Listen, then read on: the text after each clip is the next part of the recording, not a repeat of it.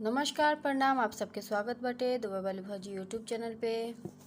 आज एगो विदाई के गीत सुनाओ तनी। अच्छा लगी तो लाइक सब्सक्राइब जरूर करब और कमेंट जरूर करब।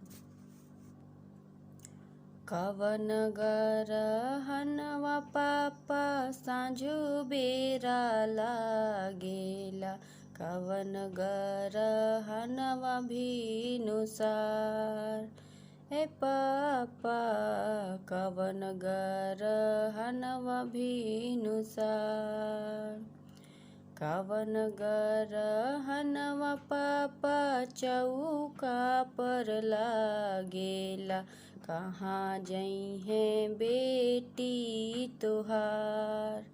ए पापा कहाँ जइहे बेटी तोहार। पापा तोहरे अंगना के रहनी हम गुड़िया, तब काहे बन गईनी जहर के पुड़िया। पापा तोहर अंगना के रहनी हम गुड़िया, तब काहे बन गईनी जहर के पुड़िया।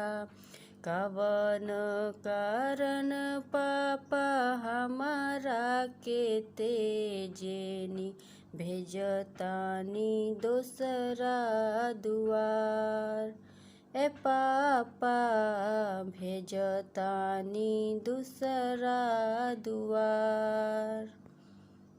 अब ना भेटाई हमरा माई के अचरवा, मिली नाही भाई के दुलरा। ए पापा मिली नाही अब हमके माई के अचरा, मिली नाही भाई के दुलरा। ए पापा कवन कारण पापा हमारा के तेजनी, भेजतानी दोसरा दुआर।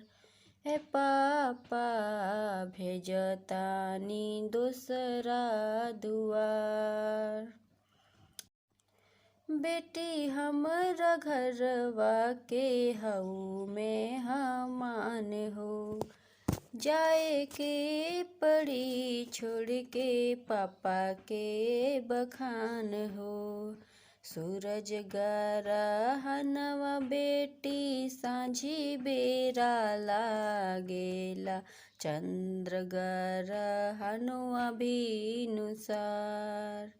ए बेटी चंद्र गरहनवा भिनुसार।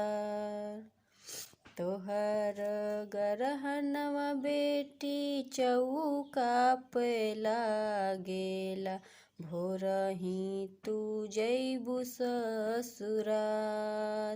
ए बेटी भोरही तू जइबू ससुराल। कवन गरहनवा पापा साँझु बेरा लागेला, कवन गरहनवा भिनुसार। हे पापा कवन गरहनवा भिनुसार।